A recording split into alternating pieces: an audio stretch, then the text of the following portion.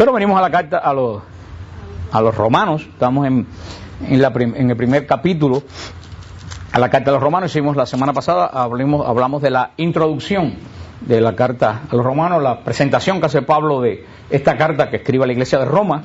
Vemos como Pablo dice en Romanos 1, 16, pues no me avergüenzo del evangelio, que es fuerza de Dios para la salvación de todo el que cree, del judío primeramente y también del griego, porque en él se revela la justicia de Dios,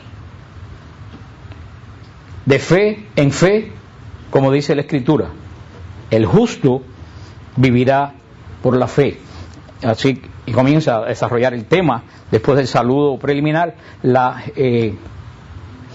carta de los romanos. Y esta frase, el justo vivirá por la fe, fue lo que desencadenó parte de la reforma protestante. Lutero se basa en esta frase, el justo vivirá por la fe, para presentar el tema de sola fide, como lo presentan en la reforma, y de ahí viene toda la disputa de la iglesia católica y de la iglesia protestante, donde se polarizaron los campos, y vimos todos estos años que ha habido de separaciones.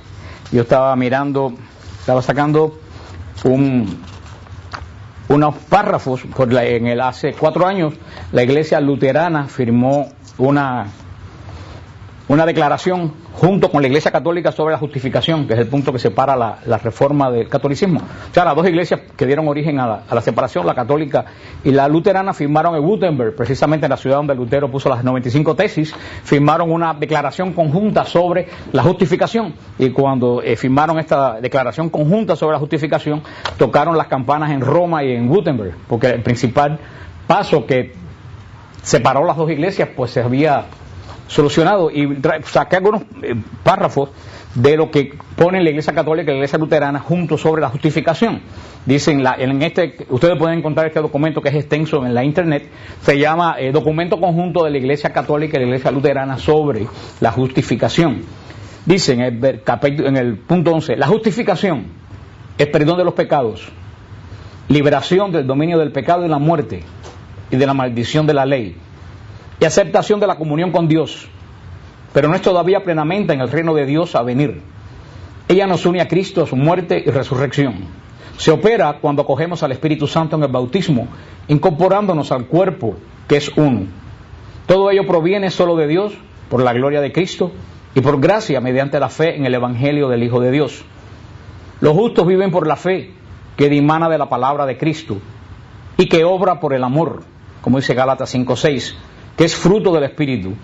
Pero como los justos son asediados desde dentro y desde fuera por poderes y deseos y sucumben al pecado, deben escuchar una y otra vez las promesas de Dios y confesar sus pecados, participar en el cuerpo y la sangre de Cristo y ser exhortados a vivir con justicia conforme a la voluntad de Dios. Y ahí que el apóstol diga a los justos: ocupados en vuestra salvación con temor y temblor, porque Dios es el que en vosotros produce así el querer como el hacer por su voluntad. Filipenses 2, del 12 al 13. Pero ello no invalida la buena nueva. Ahora pues, ninguna condenación hay para los que están en Cristo Jesús, y en quien Cristo vive. Por la justicia de Cristo vino a todos los hombres la justificación que produce la vida. Dice al final de la declaración extensa de la iglesia luterana con la iglesia católica, que también ahora se adhirió esta confesión de fe sobre la justificación. La iglesia metodista y presbiteriana también se unieron a esta confesión. Dice, juntos confesamos, o sea, la iglesia luterana y la iglesia católica, juntos confesamos que el pecador es justificado por la fe en la acción salvífica de Dios en Cristo, por obra del Espíritu Santo en el bautismo. Se le concede el don de salvación que sienta las bases de la vida cristiana en su conjunto. Según la interpretación, sigue diciendo, el pecador es justificado solo por poner su plena confianza en el Creador. Dice, entonces en el punto 26 habla de la interpretación luterana de la justificación y de la interpretación católica sobre la justificación. Es muy interesante este documento que todos nosotros debiéramos conocer y debiéramos leer. Recuérdense que se llama el documento en conjunto sobre la justificación de la iglesia católica y sobre la iglesia luterana. Y precisamente coincidiendo, como estamos hablando sobre La justificación, el Santo Padre, el miércoles 19 de noviembre, o sea, el pasado miércoles, habló precisamente de la justificación en la catequesis del miércoles.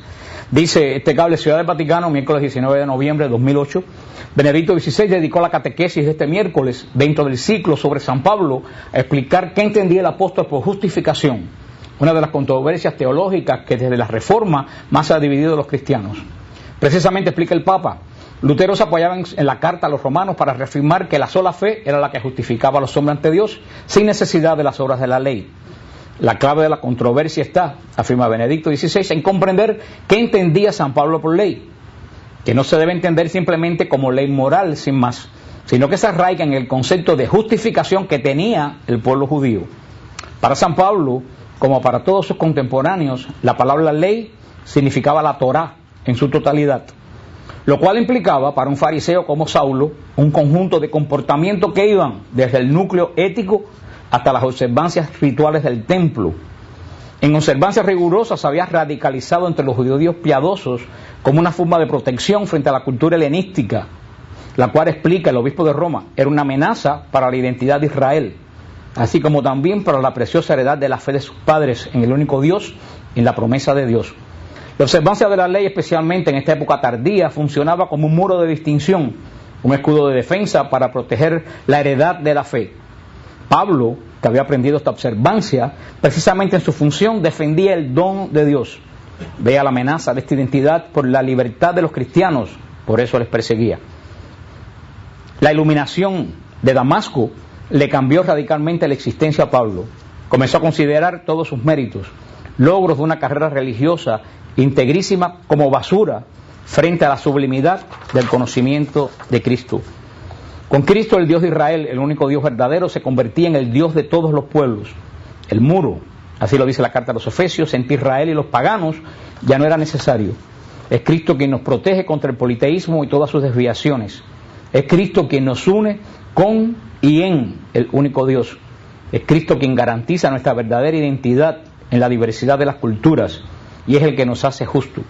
Por tanto, sigue el Papa, la controversia ya no está entre la fe y las obras, pues ser justo quiere decir sencillamente estar con Cristo y en Cristo.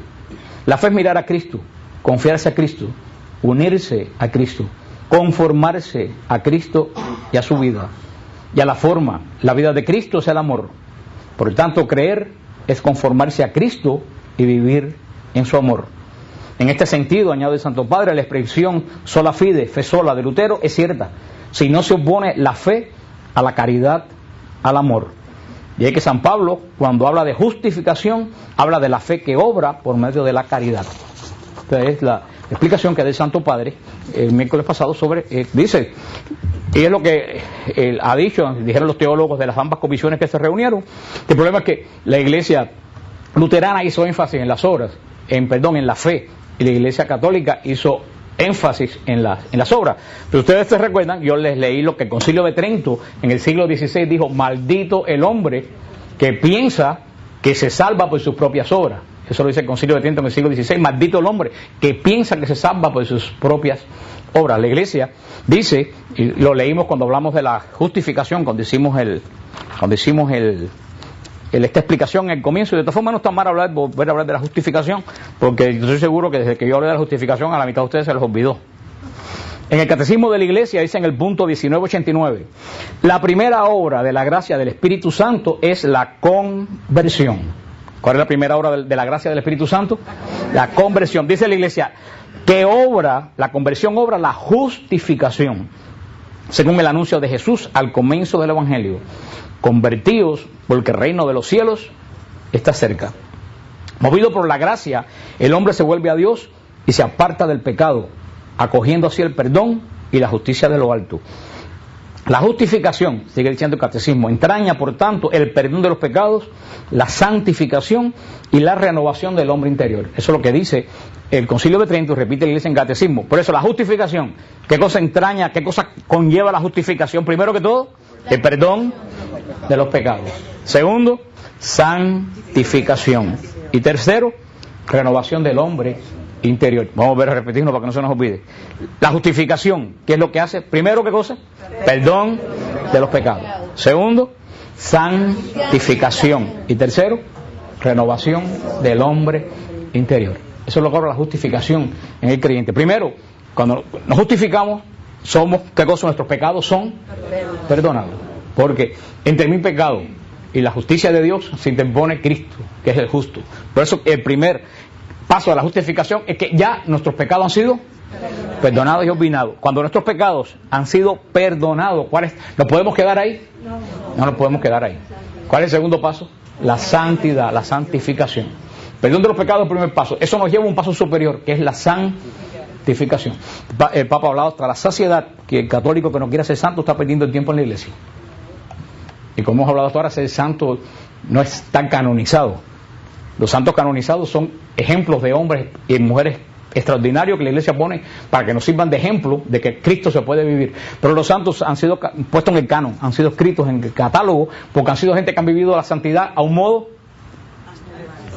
muy grande, de acuerdo a la gracia que recibieron. Por ejemplo, la Madre Teresa de Calcuta. Ninguno de nosotros, por el momento hasta ahora, creo que podemos llegar a hacer lo que ha hecho la Madre Teresa de Calcuta. El Señor la llamó a algo especial. Por eso ella va a estar inscrita en el catálogo de los santos. Pero el Santo Padre dice, cada uno de ustedes tienen que ser a su modo, ¿cómo?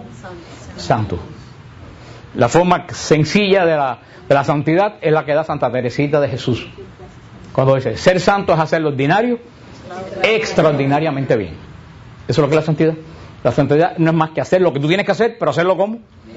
No bien, extraordinariamente bien.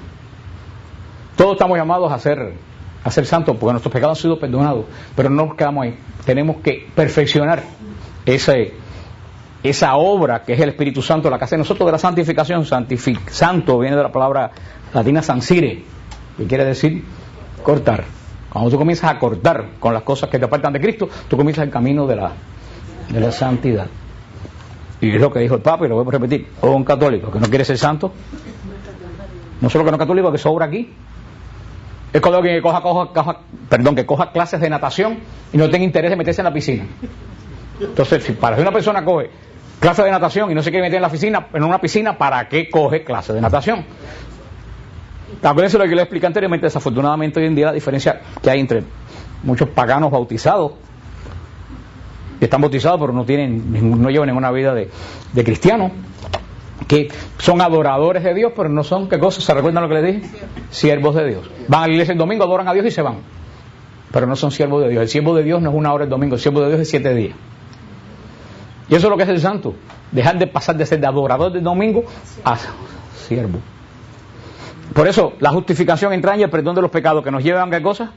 A la santificación. Cada vez tenemos que ser mejores delante de la presencia de Dios, no para que la gente crea que somos mejores, sino para que Dios vea en nosotros la obra que hace el Espíritu Santo, que es la obra de Él, que nos configura a Él. Pero nosotros no podemos quedar solamente en la santificación. La santificación, ¿a qué cosa tiene que llevar? A la renovación del hombre interior. El hombre exterior refleja lo que el hombre es por dentro. Créeme, no hay arreglo. Hasta la forma que tú te vistes refleja quién tú eres. La forma que tú manejas refleja quién tú eres. O sea, el hombre exterior refleja el hombre interior. Y el Espíritu Santo en la santificación que obra en el hombre interior es lo que no solamente se puede quedar, ay sí, yo estoy cambiando, yo estoy configurándome al Señor. Ese cambio interior tiene que renovarnos. Y una renovación, cuando se hace una renovación en una casa, ¿para qué se renueva una casa? ¿Para ponerla peor? Una renovación siempre se hace ¿para qué? Para mejorar algo que ya está hecho. Pero entonces, esa santificación que el Señor nos lleva, esa vida que tenemos que llevar de configuración al Evangelio, tiene que hacer que nos vaya día a día mejorando. Si tú llevas 15 años rompiendo Biblia y rompiendo rosarios, rompiendo el banco de la iglesia, y tu vida no ha cambiado, hermano, estás perdiendo el tiempo. Eres un pagano bautizado. Y créeme que la gente se da cuenta. Cuando una persona cambia en el trabajo, en la familia, la gente se da cuenta que la persona cambió. Y tengo montones de historias que ¿verdad? Que la gente dice, oye, ¿qué le ha pasado a fulano? ¿Qué le ha pasado a...? Tiene más paz, ya no contesta como contestaba antes. La gente lo nota, porque si algo que no se puede esconder es la obra del Espíritu Santo y la renovación del hombre interior. Cuando tú empiezas a renovarte, la gente viene a venir a ti a hablarte de sus problemas, a pedirte oración. Hay ora. Tú ves que se ríen de ti porque si eres un santo, porque se hueles incienso, pero cuando tienen un problema vienen a ti y te piden oración. Ellos saben dónde se puede pedir oración. Verdaderamente. Pero por eso lo cobra la justificación, si no la justificación solamente es una palabra que suena muy bonita teológicamente, pero no hace nada. Se sigue diciendo el catecismo en el punto 1990. La justificación arranca al hombre del pecado que contradice el amor de Dios y purifica su corazón. La justificación es prolongación de la iniciativa misericordiosa de Dios que otorga el perdón, reconcilia al hombre con Dios, libera de la servidumbre del pecado y sana. Dice la Iglesia, basándose en estas palabras de San Pablo sobre la justificación, que la justificación, primero que nada también, reconcilia al hombre con Dios. Por supuesto, si nos libra del pecado, nos reconcilia con Dios, porque ¿qué cosa es lo que nos aparta de Dios? El pecado. Esa es la obra de Cristo, la obra de la reconciliación del hombre con Dios, esa es la obra de la cruz. Reconcilia al hombre con Dios, pero no solo reconcilia al hombre con Dios, al liberar al hombre del pecado, también lo libera de la servidumbre del pecado. De la esclavitud del pecado. Hermano, ¿cuánta gente hoy en día está amarrado a la esclavitud del pecado? Medio mundo está amarrado a la esclavitud del pecado, de una forma o de otra. Hasta los cristianos estamos amarrados a la esclavitud del pecado. Y no vamos a hablar ya de las cosas más graves, la droga. Este ministerio que nos presta el salón para reunirnos, este es un ministerio que ¿cuánta gente libera de la esclavitud de la droga? Es una esclavitud terrible que nos amarra al hombre internamente. No es una cosa externa. Tú piensas que es una cosa externa, es una cosa verdaderamente interna. El problema de las drogas, igual que del alcoholismo, es un problema espiritual. Porque el demonio lo que quiere es destruir al hombre. Y es una forma más rápida de destruir al hombre. No solo por fuera, sino también por dentro. Lleva a los muchachos a decir, mira, si es cool coger droga, y los lleva a las discotecas a Wish, pero no los enseña cuando terminan en Camilo House durmiendo arriba de un cartón por la noche. Es un guiñapo humano. Eso es lo que es el diablo. El diablo, como los fuegos del 4 de julio, brilla, explota y después ¿qué es lo que queda? Oscuridad. Eso es lo que es el diablo. El diablo es el señor de la muerte. El único que da es muerte y destrucción. Tú ves a veces, muchachos que son prometedores y los ves que tienen 25 años y parece que tienen 100. Es un guiñapo humano. Eso es lo que el demonio da de pago a los que lo siguen. El sexo, la pornografía, la televisión. ¿Cuántas cosas nos tienen a nosotros verdaderamente amarrados? Y cada vez se inventan más cosas. El internet, hay gente que vive esclavizado al internet, que conoce todo lo que pasa en una familia en la China, pero a lo mejor en el cuarto de al lado la hija llega a las 4 de la mañana y no sabe lo que pasa en el cuarto de la hija. Dice la Iglesia, cuando el Señor nos justifica, no solamente nos reconcilia, nos libera de la servidumbre. ¿De qué? Ay, hermano. Y verdaderamente yo que ayudo en los seminarios de Nuevo Caminar para los adictos, cuando voy a dar la charla, yo lo veo. Personas que no son malas, personas que son verdaderamente buenas. A lo mejor mejores que muchos que están sentados aquí. Que no son malos, que quieren salir, pero no pueden. Tú lo ves que se vuelven locos, se desesperan porque quieren salir y no pueden. La servidumbre, eso es la servidumbre, algo que te hace hacerlo aunque tú no quieras. La servidumbre del pecado. Ahora, el tercer paso, la justificación no solo reconcilia al hombre con Dios, libera de la servidumbre y sana. Ahí es donde está la gran promesa de Dios. Dios sana. Dios sana. Y la frase que le he dicho a ustedes millones de veces, que tengo escrito en el refrigerador, en una cosa esa que se pega: más grande que mi problema es el poder de Dios. Lo voy a repetir otra vez de nuevo, porque a lo mejor a ustedes les hace falta esa frase, vamos a repetirla. Más grande que mi problema es el poder de Dios. Eso es lo que no creemos. Dios sana. Dios tiene poder para sanar y para liberar. Cuando Él libera de la servidumbre del pecado, Él sana. ¿Cuántas enfermedades hay que son producto de la servidumbre del pecado? Por eso muchas veces he dicho yo a estas personas, a los hermanos aquí de Nuevo Caminar, que influidos por las palabras de los 12 pasos alcohólicos anónimos, todas esas cosas, que dicen, no, yo soy adicto toda la vida, que son mentiras del diablo. Si el Señor te sacó de la droga, te sana para siempre. Aquí no hay adicto para toda la vida, Dios sana. sino que se vayan para los 12 pasos de los alcohólicos y sean anónimos toda la vida. Por aquí, Señor, sana. Y conozco gente que han estado metidos en heroína, que vienen a este ministerio hace 12 años, que están totalmente sanados. Y esa persona no es drogadicta, más drogadicto soy yo a lo mejor que ellos. El Señor no solo libera de la sombra del pecado, el Señor sana. El Señor es todopoderoso. Ahora, como decía San Juan Bosco, si no crees jamás vas a ver un milagro. Ahí está la clave del asunto. Si tú no crees, pierdes el tiempo en venir aquí. Pierdes el tiempo en traer el hijo a un seminario de yo no sé qué, a llevar a la hija yo no sé. Si tú no crees, olvídate. Si el que no tiene fe jamás va a haber un milagro. Sigue diciendo la iglesia, la justificación es al mismo tiempo acogida de la justicia de Dios por la fe en Jesucristo. La justicia de Dios. Muchas veces nosotros confundimos la ira de Dios con justicia de Dios. Justicia de Dios, ¿cuál es la justicia de Dios? Que eres tremendamente santo. Y al ser tremendamente santo, hace el bien, lo que es verdaderamente bueno.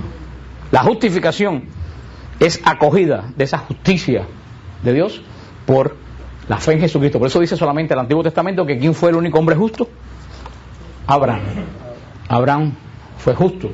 Y después el Nuevo Testamento, ¿quién dice que fue el único hombre justo? José. José, el esposo de María, era un hombre justo, igual que Abraham. ¿Qué quiere decir justo? ¿Que hacía lo que tenía que hacer? No, que era un hombre que cuando Dios lo veía, Dios había reflejado su bondad en ese hombre. Porque cuando hablamos de justicia de Dios, cuando sale la justificación no tiene que ver con la justicia del juez y del juicio. Estamos hablando verdaderamente de otra cosa. Dice la iglesia en el punto 1991 del Catecismo, la justicia designa aquí la rectitud del amor divino. Eso es lo que es justicia. La justicia no es que Dios hace juicio. La justicia, ¿qué cosa es lo que es? La rectitud del amor divino. El amor de Dios es un amor que es recto, un amor que es en la forma que debe ser. Dice, con la justificación son difundidas en nuestros corazones la fe, la esperanza y la caridad. Fe, esperanza y la caridad.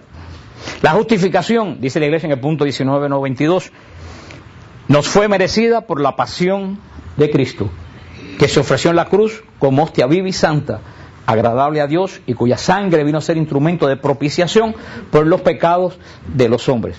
Dice, la justificación nos es merecida no por lo bueno que yo soy. Ahí es donde entra que los hermanos de otras iglesias protestantes piensan que nosotros decimos que nosotros somos salvos porque somos buenos. La iglesia no dice que nosotros somos salvos porque somos buenos. La iglesia dice nosotros somos salvos porque Dios es bueno y porque Cristo murió por nosotros. Ningún hombre, por bueno que sea, si Cristo muere en la cruz, puede salvarse. O sea, nuestra justificación, dice la iglesia bien claro en el punto 19-22, nos fue merecida por la pasión de Cristo. Dice, cuya sangre vino a ser instrumento de propiciación. ¿Qué cosa es propiciación? Que cuando digo yo propicio una reconciliación, ¿qué cosa quiere decir eso? Que yo soy el que hago, dice ella propicia, claro que propicia, ¿no? Es el que inicia, esa es la palabra exacta, el que inicia un hecho, es el que propicia un hecho. Recuérdense, no tenemos el arca aquí porque está en el monasterio, pero recuérdense, la tapa del arca de la alianza se llamaba el propiciatorio, se llamaba la tapa donde estaban los dos querubines, se llamaba el propiciatorio en Israel. ¿Por qué se llama el propiciatorio? Porque ahí es donde el sumo sacerdote tiraba la sangre el día de Yom Kippur, la sangre del cordero que había muerto. Pero se llamaba el propiciatorio porque en esa tapa, cuando la sangre caía sobre la tapa y cubría el arca donde estaban los mandamientos, se propiciaba. Se expiaba. ¿Se podía decir expiar también? Espiar es otra cosa, nosotros vamos a ver el concepto de espiar. Propiciar es diferente de espiar. Está buena la pregunta, pero es diferente. Propiciar la sangre que caía sobre la tapa del arca hacía que la amistad de Dios y la amistad de Israel, separada por el pecado, se volviera a unir. Por eso la iglesia usa esta palabra cuando habla de la cruz. Dice que la cruz propicia, y es instrumento de propiciación por los pecados de los hombres. ¿Por qué? Porque en la cruz se une el pecado de los hombres y la justicia de Dios. ¿En quién? En Cristo. Y la justicia de Dios es más grande que nuestro pecado, por eso es abolido el pecado en la cruz de Cristo. Por eso la cruz es fuente de propiciación. Es la gran fuente de propiciación, por eso que el demonio odia tanto la cruz. Porque sabe que fuente, no la cruz porque es los pedazos de madera, sino porque en ese instrumento Jesús propició. La cruz viene siendo como la tapa del arca en el nuevo pacto. Ese punto 19:92, la justificación no fue merecida por la... Bueno, ya lo dijimos. Nos asemeja a la justicia de Dios que nos hace interiormente justo por el poder de su misericordia. Dice el punto 19:93 en la iglesia del catecismo, la justificación establece la colaboración entre la gracia de Dios y la libertad del hombre. Esto es muy interesante. ¿Qué propicia la justificación? Y vamos a tener que dar esta clase 1000 veces hasta que ustedes se les grabe esto en la cabeza, porque yo sé como que ninguno lee catecismo. Yo creo que yo solo, después del Papa, yo soy el único que lee catecismo. Yo y Salvador Gómez. Porque más nadie lee. Pues si le vieran, vergüenza les debía dar en vez de reírse. Pues. Dice, por eso tendrán que ir a esta clase 15 o 20 veces mientras estemos hablando de Romanos. Voy a hablar un versículo romano y voy a volver a leer la justificación en el catecismo.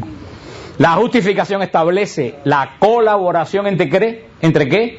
Entre la gracia de Dios y la libertad del hombre. Hermanos, eso es muy importante. El hombre es libre. Por eso que el hombre puede escoger el mal. ¿Por qué el hombre escoge el mal? Porque es libre. ¿Por qué los ángeles escogieron el mal en un momento de su historia? Porque son libres. ¿Y por qué los ángeles y el hombre pueden escoger el mal? Porque son... ¿Y por qué son libres? Porque Dios es libre. Dios no puede crear nada esclavo. En Dios, nadie da lo que no tiene. Si en Dios no hay esclavitud, Dios no puede dar espíritu. Hay gente que me dice, ¿por qué Dios no hizo al hombre bueno? Dios no puede hacer al hombre bueno, porque si Dios fuera a hacer al hombre bueno, le quita la libertad al hombre, entonces ya eso no es obra de Dios. Además que si Dios nos hiciera bueno, nosotros no fuéramos buenos, fuéramos bobos. No fuimos buenos al principio. Dios nos hizo buenos, como dice la hermana, Dios nos hizo buenos al principio, inmaculados, llenos de gracia, Adán y Eva, pero nos hizo libres. Y el hombre usó la libertad y escogió mal. ¿Culpa de Adán y Eva? ¿Qué culpa de todos nosotros? Porque nosotros seguimos escogiendo, cada uno de nosotros, se lo he dicho 1.000.000 de veces, y lo dimos en un retiro en un monasterio hace del año pasado creo que fue, que cada uno de nosotros tiene un génesis en su vida. Cada uno de nosotros ha sido creado libre. Cada uno de nosotros tiene su serpiente que viene con su manzana. Y cada uno de nosotros somos tan estúpidos que volvemos a comer de la manzana, y somos tan estúpidos que somos expulsados del paraíso. Otra vez. Cada cual de nosotros, en cada ser humano tiene un génesis. Adán y Eva pecaron, pero también nosotros somos pecadores. Claro, que ellos con más razón, porque ellos no tenían la concupiscencia. ¿Te acuerdas de la concupiscencia? La concupiscencia. La inclinación al mal que tenemos nosotros. A nosotros nos viene por ello. Pero yo tengo la gracia también para luchar contra eso. La gracia que me da el bautismo, que nos da los sacramentos. Pero mira lo que dice la iglesia, esto es muy importante. Yo tengo la libertad. Soy totalmente libre hasta de irme para el infierno. Hoy me escribió una persona, ¿qué tengo? Madre Angélica, dice, ¿qué tengo que hacer para dejar de ser católico? Ni te preocupes que ya dejaste de ser católico. Ni te preocupes, no tienes que hacer nada, sencillamente ya tú no eres católico. Pero también hasta en el infierno tú vas a tener cuño de bautizado. Porque eso no se quita. El bautismo es un sellamiento para siempre por obra del Espíritu Santo, un nuevo pacto de Cristo y la Iglesia. Pero esa libertad que tenemos, que usamos mal, porque nuestra libertad está desordenada por el mal, herencia de nuestros primeros padres. Pero dice, tenemos dos campos, tenemos nuestra libertad que anda como patas arriba, y en otro lado tenemos la gracia de Dios que nos mereció Cristo en la cruz. ¿Qué es lo que hace que esa gracia de Dios opere en mi libertad? La justificación. Dice, la justificación establece la colaboración entre la gracia de Dios y la libertad del hombre. Por eso que todos estamos justificados, pero no todos estamos redimidos. Todos estamos justificados, pero no todos estamos salvados. Yo tengo que aceptar esa justificación. Todos somos redimidos en Cristo en la cruz, pero no todos somos salvos. Porque si todos fuéramos salvos, entonces toda la humanidad entera estuviéramos cantando Kumbaya y tocando pandereta, y no hubiera ladrones, y no hubiera un hombre que me haya matado a esa pobre mujer que trabajaba en Hollywood en una gasolinera anoche. Esa persona está salva. ¿Cristo murió por ella? Sí, pero ¿está salva? No. ¿Y por qué no está salva? Porque no ha aceptado en ella la justificación que coopera entre la gracia y su libertad que está usando mal. ¿Ustedes entienden eso? Todos tenemos libertad, pero necesitamos de la gracia para esa libertad usarla en el plan de Dios. ¿Y qué es lo que opera? Que yo mi libertad la use junto con la gracia que me da Cristo, la justificación. Y ahí se opera y se hace cuando yo comienzo a actuar en mi libertad, la uno a la gracia, yo empiezo a ser como la obra de Cristo, empiezo a ser justificado, porque ya en mi no obra el pecado, en mi obra la gracia. Y parece muy bonito, pero es muy difícil. Y es muy difícil. Y yo siempre le digo a las personas, no hay que desesperarse, porque como dice el dicho, la cabra siempre tira al monte. Yo cuando la gente me dice, ay, yo pequé, le dije, mire hermano, el problema no es pecar. El problema, mientras tú tengas conciencia de que pecaste, está bien. Mientras tú tengas conciencia de que tú pecaste, tú tienes solución. Tú no tienes solución cuando tú piensas que pecaste y que no está mal hecho. O que no tienes pecado. O sea, yo no mato a nadie, yo no robo, yo soy huye de esa gente, esos son los peores. Yo no mato a nadie, si yo soy de los más buenos. Esa gente me lo dice y yo hago así. Y recojo hasta la Biblia. Esa persona perdió la conciencia de pecado. Ahí no hay nada que hacer. Y eso es lo que está pasando hoy en día. La televisión está haciendo a los jóvenes que pierdan la conciencia de pecado, porque les repite la televisión lo mismo que el demonio, que lo que le dijo a Adán y Eva, se buscó el método perfecto para decirlo. Lo dice en televisión. Cuando se lo dijo a Adán y Eva, ¿quién lo oyó? Adán y Eva, ahora lo oye todo el mundo. ¿Qué es lo que le dice? No hay nada malo, todo depende si a ti te gusta o no te gusta. Si te gusta, está bien. Eso es lo que el relativismo que habló el Papa, eso es el relativismo, la mentira del demonio. No hay nada bueno, no hay nada malo, todo depende de lo que tú pienses que es bueno o que es malo. Eso es lo que le dijo el demonio a los primeros padres. Serán como dioses, podrán escoger, podrán decir qué cosa es bueno. Ahora, posiblemente lo que tú piensas que es bueno y que es malo no es lo que Dios piensa que es bueno y que es malo. Cuando Dios tire su justicia contra lo que tú piensas que es bueno y que es malo, sí te vas a tener un problema, porque el día que llegues delante de Cristo, tú no te vas a reconocer. Tú vas a llegar, mira que llegué, Dios te va a decir, tú no te pareces a mí, tú no tienes ninguna característica mía, luego entonces tú aquí no perteneces. Y ya va a ser demasiado tarde.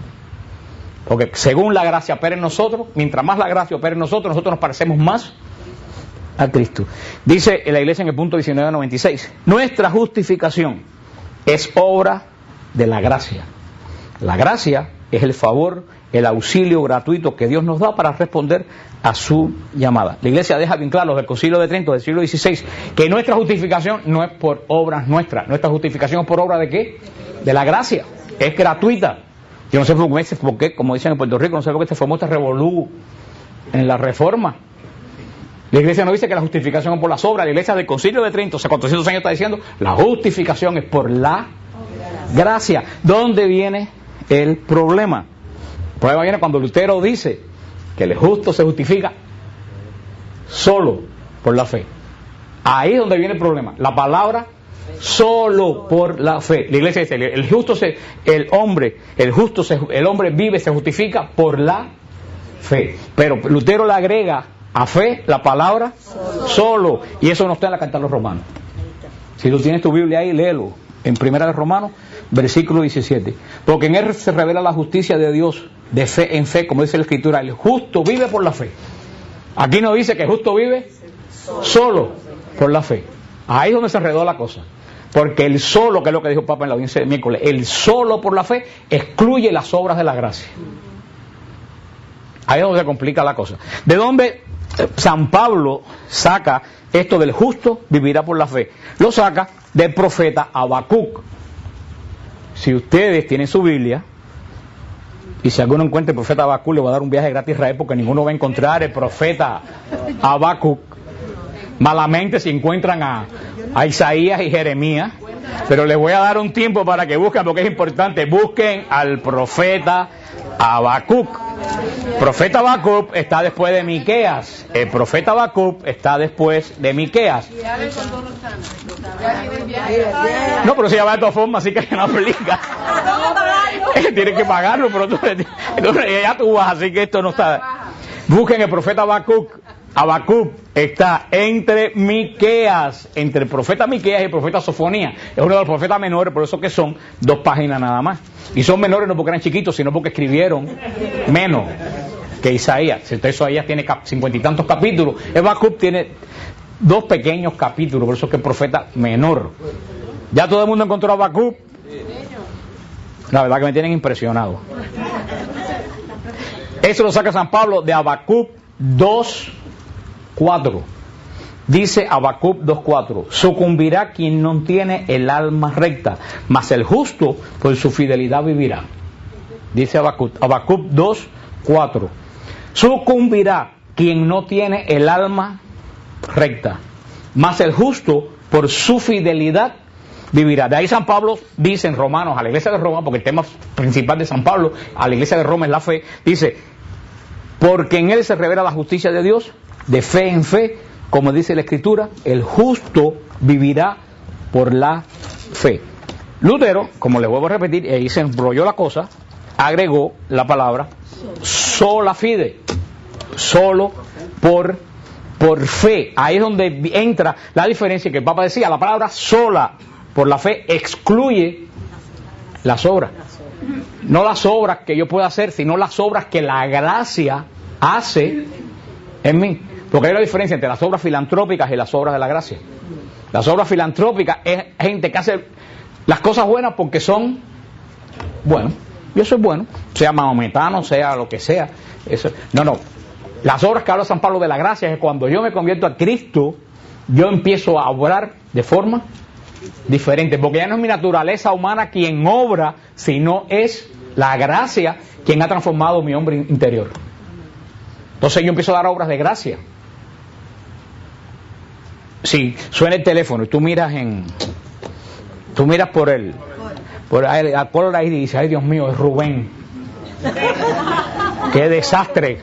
Entonces el hombre interior tuyo antes de la justificación, ¿qué es lo que te dice?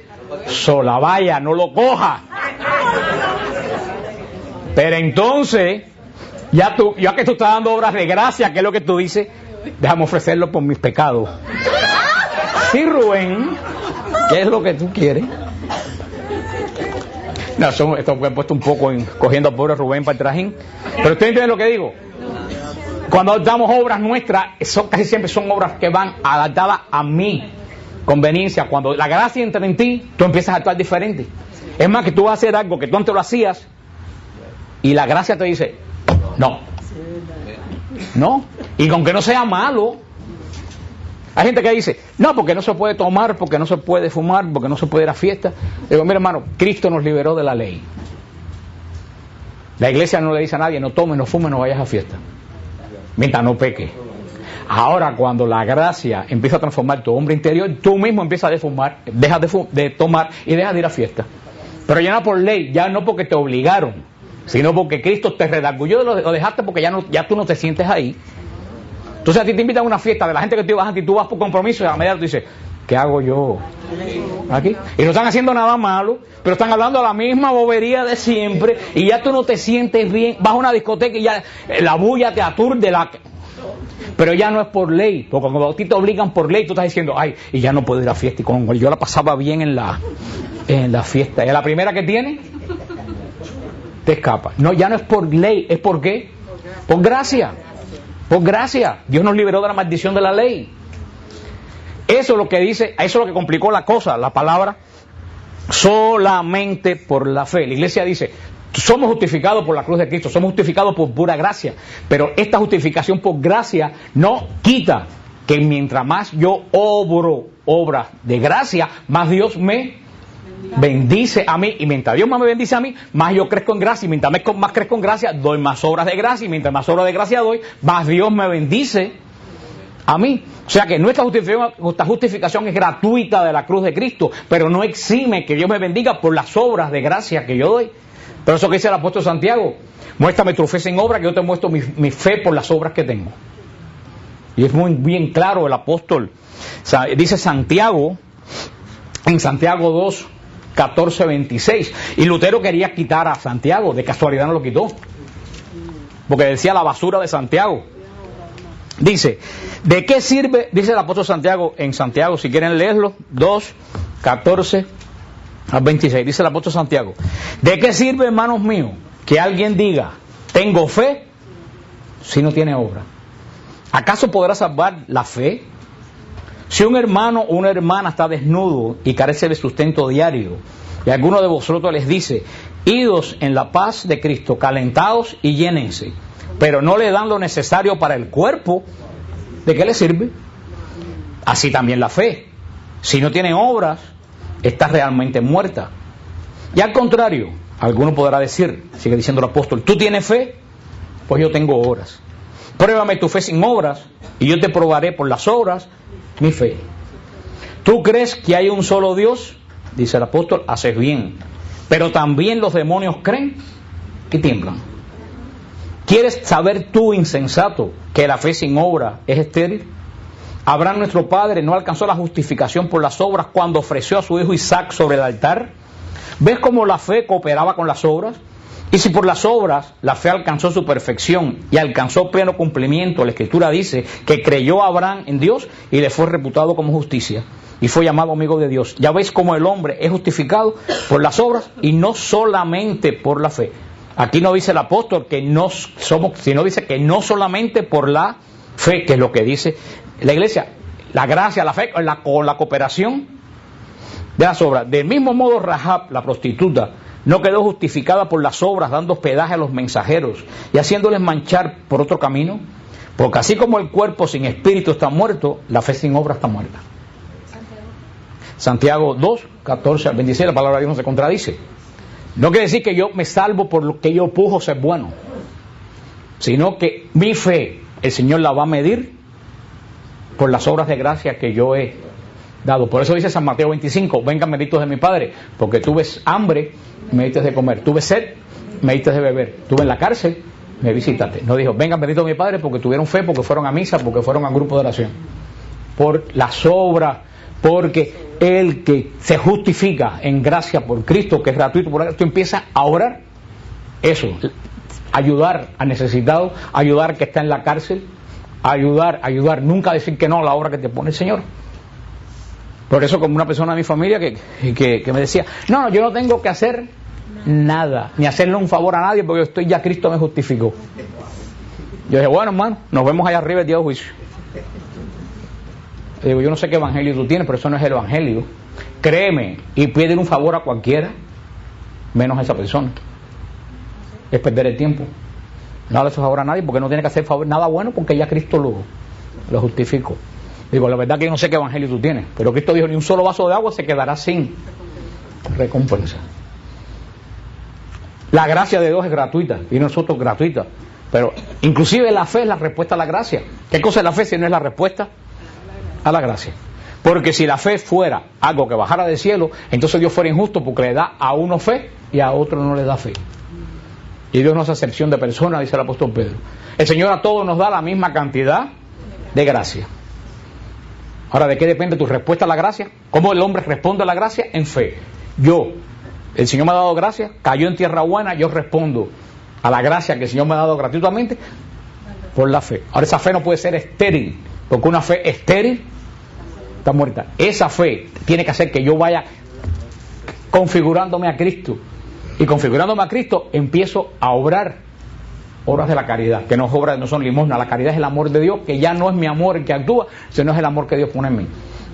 Ya son ojos mañana. Antiguamente yo vi una persona que no la podía ver y decía, ojalá que le pase una guagua por arriba, y ahora la veo en necesidad, y aunque me siga cayendo mal, yo voy y la ayudo. Porque que Cristo te impele a hacerlo. Porque ya tú no ves a esa persona, sino ves a Cristo. Yo a lo mejor tuve una persona, a mí me encanta una frase del catecismo de la iglesia que dice, el Espíritu Santo hace que la maldición del hombre se transfiera en bendición y el odio en deseos de rectificación del otro. ¿Qué es lo que quiere decir? Antes de tú estar justificado, tener la gracia de Cristo, tú ves una persona que te hizo un mal y que tú dices, ojalá se muera sin vergüenza, ojalá le pase lo mismo que me hicieron a mí. Cuando tú recibes el Espíritu Santo, tú ves la misma persona y ¿qué es lo que tú dices?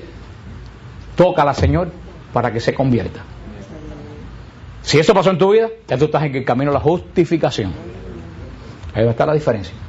Yo trabajaba ahí con Ovita Zacari en Seaboard Marine, había mucha gente de Dios te bendiga, y cuando viraba la espalda, el cuchillo te salía por aquí. Esa persona no está justificada. Esa persona no está justificada. No está dando obra.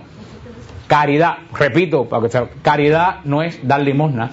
La palabra caritas en latín Solam caritas, en latín, habla del amor puro de Dios. Caritas es el amor de Dios. Desafortunadamente, la palabra caridad ha terminado como que doy $1 a un pobre. Eso no es eso no es caridad. Caridad es el amor de Dios, el amor ilimitado y sin condiciones de Dios. Por eso cuando empezamos a dar amor de caridad, es el amor de Dios que viene a nosotros y nos da ese amor de caritas, que es el amor de Dios que se da sin esperar nada a cambio. Así cuando empieza la transformación interior, porque tus pecados fueron perdonados, porque ese perdón de los pecados, dice el catecismo, te llevó a qué cosa, a la renovación, a la santidad, a cortar todo lo que te aparta de Cristo. Y ese cortar de lo que te aparta de Cristo renueva tu hombre interior. ¿Y por dónde Dios sabe que eso ha ocurrido en ti? Por las obras de gracia que tú estás dando. Voy a tu obra, antiguamente tú dabas obras de muerte, ahora tú das obras de gracia. Seguimos con esto la semana que viene, pero aquí es donde se enreda el problema entre Lutero y la Iglesia Católica, que a la larga no se arregló porque hemos visto que los luteranos piensan lo mismo que pensamos nosotros, solamente que se polarizaron los dos bandos. Aquí vemos que Lutero dice que sola por la fe, y San Pablo nos dice en Romanos la palabra sola no está, ni en Habacuc ni en Romanos. Dice que justo el hombre se justifica por la fe. Lutero dijo, el hombre se justifica solo por la fe, punto, no hay nada más. Y la Iglesia dijo, no, eso no es así, eso no es lo que dice Romanos. El justo se justifica por la fe. Pero eso no es, dice, lo dijo el Papa el miércoles pasado, esa justificación por la fe no elimina las obras de la caridad, las obras de la gracia. Y es lo que yo he dicho a ustedes tantas veces, lean el Evangelio, los 4 evangelios canónicos. Jesús no habló de teología. ¿Cuándo Jesús habló de teología? Nunca. ¿De qué habla Jesús? Ámense los unos a los otros. El padre esperaba que el hijo todos los días se parara en el camino y cuando le iba a venir salió corriendo y lo abrazó. La mujer barría porque se le perdió una perla y cuando la encontró hizo una fiesta. El pastor deja 99 ovejas por buscar una que se descarrió. Eso es lo que habla Jesús. Jesús no habla de teología. La teología la hemos puesto nosotros. Jesús habla de relaciones humanas. Y eso que lo explicó Padre Francesco en el otro retiro que tuvimos, eso es la Trinidad. ¿Qué cosa es la Trinidad? Sino una relación de amor entre el Padre, el Hijo y el Espíritu Santo. Una familia. Para que haya una familia tiene que haber amor. Cuando no hay amor no hay familia. Perdónenme, aunque sean padre y hijo de la misma. Ahí hay un hotel donde la gente va a comer y dormir.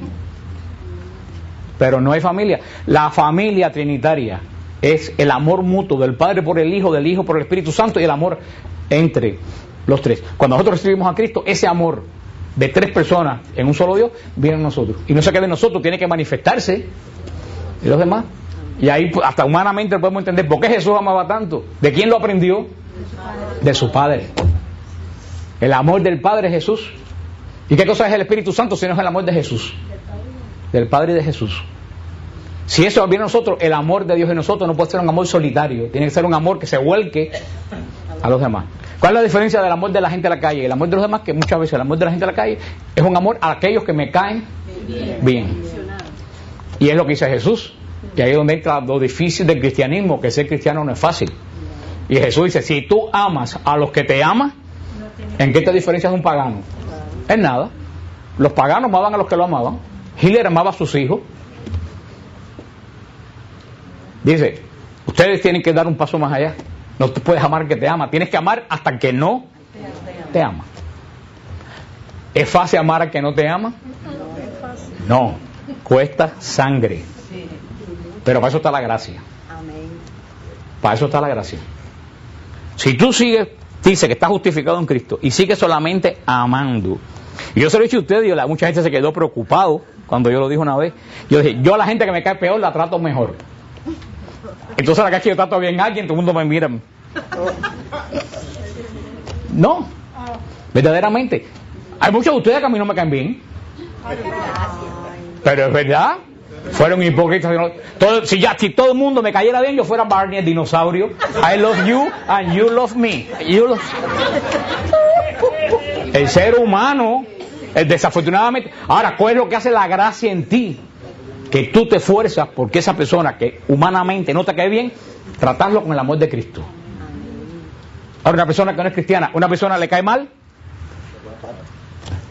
le elimino. Y todavía en la iglesia es que existen este tipo de gente. Y tú lo ves en los ministerios que favorecen a este y favorecen al otro, y a este no, y a aquel. Y a aquel sí. Esa persona no ha crecido, aunque sea sacerdote, aunque sea obispo, no ha crecido en la gracia todavía, porque es el amor de Cristo lo que reemplaza tu amor humano y empieza a dar obras de gracia. Ya lo dijo Jesús, si tú amas al que te ama, no has hecho nada. Por eso dice Cristo, que te pide la capa, dásela. Porque si no, si actúa como los demás, eres sencillamente una persona buena. Una persona buena, pero no es una persona santa. El Señor no nos llama a ser buenos. San Pablo dice también en Romanos, lo vamos a estudiar, que no basta ser bueno, hay que ser perfecto. El cristiano no aspira a lo bueno, el cristiano aspira a ser perfecto. Y eso vamos a hablar en el retiro la próxima semana en Tampa, cómo la oración nos hace perfecto. Seguimos la semana que viene con la carta a los romanos.